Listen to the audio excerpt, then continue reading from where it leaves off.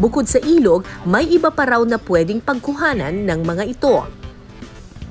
Bukod sa mga freshwater shrimp, meron din silang inaalagaan dito na mga catfish or hito. Masarap ihawin to, no? Tsaka prito. So, andito yung mga hito, pero para mahuli natin sila, kailangan may pain. So, ang gagawin natin, maglalagay ka ng pagkain, tapos hihulihin ko na. Opo, ma'am. O, sige, game. Kaya ko yan. Pag umangat, ready na ako. Busog ata, kuya. Walang gustong kumain. Try po natin ulit naman. Hoy, kumain na kayo! Almusal na! Pwede po ulit sa lalim ma'am, papuntang gilid po, ma'am. Alam nila ata nandito ako eh. Psst, kumain kayo! Teka, kukornerin ko na lang kayo dito!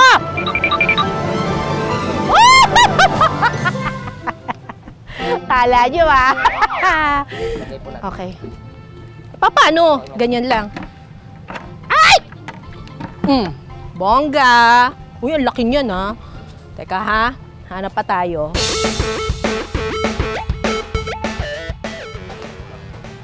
Dito. Nagtatago sila dito. Teka, nag-swimming eh. Ayun na naman sila oh. May pagpatintero tayo sa kanila eh. Nasaan na ba sila? Hindi ko makita. Teka. Papuntang gilid po, ma'am. Papuntang gilid. Okay. Wala eh.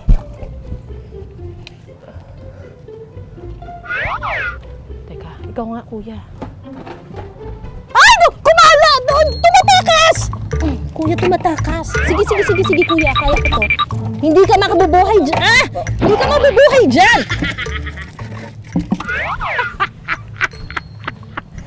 Huwag ka lang tumakas, hindi ka mabubuhay dyan. Lagyan kaya natin tubig to para mabuhay siya. Ayun!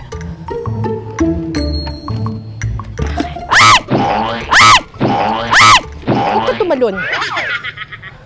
Ito, kuya. Dito. Yan. Wala na dito. Dapat ata may nagbubulabog dyan para pumunta sila dito. Tapos pagdating nila dito, huhulihin na lang natin. Teka lang. Okay. Wow! Talagang bulabog. Oh, di ba? Nabulabog kayo, ha? Wow! Ito, nandito. Shh, punta ka dun. Shh. Bakit wala? Ito, nandito kayo. Punta kayo dun. Ay, ito! Ito, meron dito. Teka, nabulabog ko na sila dito. Hi, salamat. Ilan na huli natin? 5 po, ma'am. Okay na yan! So, ito yung mga nahuli nating hito kanina. Kasama ko dito si Ate Glenda. Tuturuan tayo kung paano maglinis ng hito. Okay po. Yung nahuli, kukunin muna natin itong isa. Madulas yan, Oo, te. madulas. Madulas yan. Kailangan mag-ingat na tayo dahil mayroon itong tinik. Yan, ganyan Okay. po. Tatanggalan mo siya ng tinik dito. Ganon. Ito muna, ma'am. Kunin niyo po ng isa pa. Isa pa po. 2 bale. Isa pa po. Good luck, te! Kapag naalis na ang tinik ng hito, hihiwain ito sa gitna para matanggal naman ang lamang loob. At saka huhugasan sa suka para matanggal ang dulas at lansa ng hito. Ay, buhay pa! Buhay Uy, pa yan. natanggalan na Matagal kita ng itong- bituka! Oo. Ganyan yung ano po, ma'am. Buhay pa. Buhay pa sila! Paano nangyari yun? Yan. Natanggalan. Sus, Maria, Pagkatapos natin silang lamasin Lamasin ng, sa suka. ng suka, na ibang level, buhay pa rin sila. Ilagay na natin sa tubig. Hugasan natin ng fresh Hugasan. water. Ay! Yan. Bakit gumagalaw pa? Ganun po yan, ma'am. Gumagalaw pa. Kahit nasa apoy pa, gumagalaw pa rin.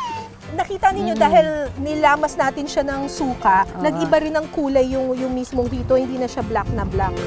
Kapag malinis na ang mga hito, pwede na tayong magluto. Gumawa ng maliliit na hiwa sa hito sa magkabilang parte nito. para pumasok at manuot ang lasa.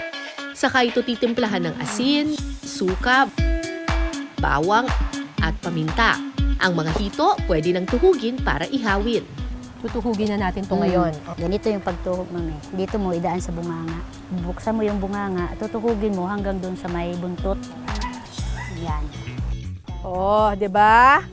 Kala ninyo magaling ako magtuhog. Ihaw na. Ayan, pagkatapos ng 15 minuto, luto na ang ating inihaw na hito. Sarap Alam mo, masarap to sa mustasa, buro, Tapos may ganyan. tayong sausawan. Oo nga. Tara po, kainin na natin.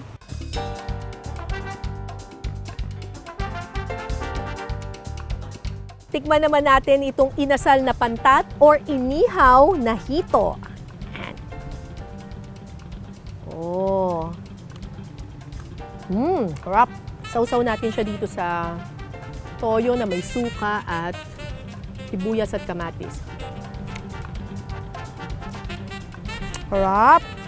Alam mo kami, pag kumakain ng hito, nilalagay namin to sa sa mustasa, tapos may buro. Pero dito talagang ganito lang, masarap na. Kapag fresh yung tinuli mo na seafood, iba talagang lasa. Manamis-namis. And very juicy.